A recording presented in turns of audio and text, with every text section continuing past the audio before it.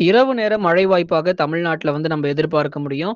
இரவுல மழை வருமா? வராதா? அப்படிங்கிற சந்தேகமே வேண்டாம். பகல்ல எந்த அளவிற்கு வெயில் காணப்படுதோ, அந்த அளவிற்கு மழை பொழிவும் தமிழ்நாட்டுல காத்திருக்குங்க. குறிப்பா கடலோர மாவட்டத்தில. நீங்க மறக்காம லைக் பண்ணுங்க, சப்ஸ்கிரைப் பண்ணி தொடர்ந்து சப்போர்ட் பண்ணுங்க. துல்லியமான வானிலை அறிக்கைகள பெற்றுக்கொள்ளுங்க. சரி, எப்போதுங்க இந்த மழை பொழிவுலாம் ரொம்ப அதிகமா இருக்கும்? நாங்க இருக்கிறத பார்த்தா மழைக்கான அறிகுறியும் காணோம், ஒண்ணுத்தையும் காணோம். பெருசா மழை வருங்கிற ஒரு நம்பிக்கையே இல்ல அப்படிங்கிற அளவுக்கு தான் இருக்கும். ஆனா கண்டிப்பா நமக்கு மழை வரும். இரவு நேர மழை பொழிவுகள். கடலோர மாவட்டங்கள். எல்லா மாவட்டத்திற்கும் கிடையாது. அதனால எந்த மாவட்டங்கள் நம்ம சொல்றோம் அப்படிங்கிறத தெளிவா கேட்டுக்கோங்க. சென்னை, திருவள்ளூர், காஞ்சிபுரம், செங்கல்பட்டு, விழுப்புரம், கடலூர், புதுச்சேரி, காரைக்கால், கள்ளக்குறிச்சியில நம்ம எடுத்துக்கிட்டோம்னா, பகுதியாக மழை பொழிவாக இருக்கும். இரவு நேரங்கள் அல்லது நள்ளிரவுல சில இடங்கள்ல லேசான மழை, மிதமான மழையாக இருக்கும்.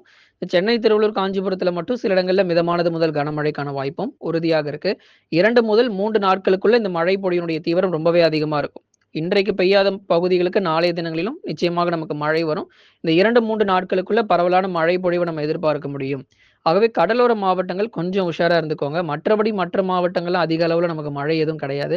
டெல்டாவிலுமே கூட எடுத்துக்கிட்டோம்னா, ஒரு லேசானதுலேருந்து மிதமான மழை தான். நீங்க எதிர்பார்க்கிற மாரிலாம் ரொம்ப தீவிரமா கனமழை வரும் அப்படிலாம் டெல்டாவுல அதிகம் கிடையாது. ஏதோ சாரல் மழை மற்றும் மிதமான மழை மட்டும் டெல்டாவுல பதிவாக வாய்ப்பு இருக்கு. ஆனா நமக்கு கனமழையினுடைய தீவிரம் சென்னை முதல் குறிப்பா விழுப்புரம் வரை இருக்கக்கூடிய பகுதிகளுக்கு அவ்வப்போது சில இடங்கள்ல பரவலாக நமக்கு மழை தீவிரத்தை நம்ம பார்க்க முடியும்.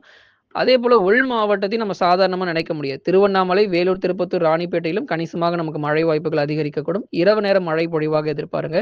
பகல் நேரங்கள்ல வெயிலுடைய தாக்கத்த பார்த்து ஏமாந்துராதீங்க. மழையெல்லாம் வராதுங்க. வெயில் என்னாம அடிச்சுக்கிட்டு இருக்கு. இப்ப மழை வரும், நீங்க அது வரும்ன்னு சொல்றீங்க. மழையெல்லாம் எதுவும் வராது அப்படின்னு சொல்லி அஜாக்கிரதையா விட்டுறாதீங்க. நிச்சயமா நமக்கு மழையினுடைய தீவிரம் இருக்கும். உறுதியா நம்ம எதிர்பார்க்கலாம். இரவு நேர மழை பொழிவாக உண்டு. அடுத்தபடியாக நமக்கு தென் மாவட்ட பகுதிகள் மதுரை, திண்டுக்கல், விருதுநகர், சிவகங்கை, ராமநாதபுரம், தூத்துக்குடி, திருநெல்வேலி, கன்னியாகுமரி எல்லாமே நமக்கு மழை வாய்ப்பு ரொம்ப ரொம்ப குறைவு தான். இங்க தென் மாவட்ட பகுதிகளுக்கு அதிக அளவுல மழை கிடையாது. நெறைய பேர் தினமும் மிக கனமழை வரும்னு எதிர்பார்த்துக்கிட்டே இருக்கீங்க. மிக கனமழை நம்ம சொல்லவே இல்ல. எல்லா இடங்களுக்கும் வானம் மேகமூட்டமா தான் இருக்கும் தென் மாவட்டங்கள் பொறுத்தவரைக்கும். பகுதியான இந்த லேசானது முதல் மிதமான மழை வேணா சில இடத்துல எதிர்பார்க்கலாமே தவிர, ஒரு 95% தென் மாவட்டங்கள்ல தீவிரமான மழைக்கான வாய்ப்பு கிடையாது. ஒரு 5% மட்டும் அங்கொன்றும், இங்கொன்றும் ஒரு சில இடங்கள்ல லேசானது முதல் மிதமான மழையா இருக்கும். இப்போ திண்டுக்கல் மாவட்டத்த எடுத்துக்கிட்டோம்னா, அதாவது கொடைக்கானல் மற்றும் அதன் சுற்றுவட்டார பகுதிகள்ல பரவலான மழை கிடைக்கும்.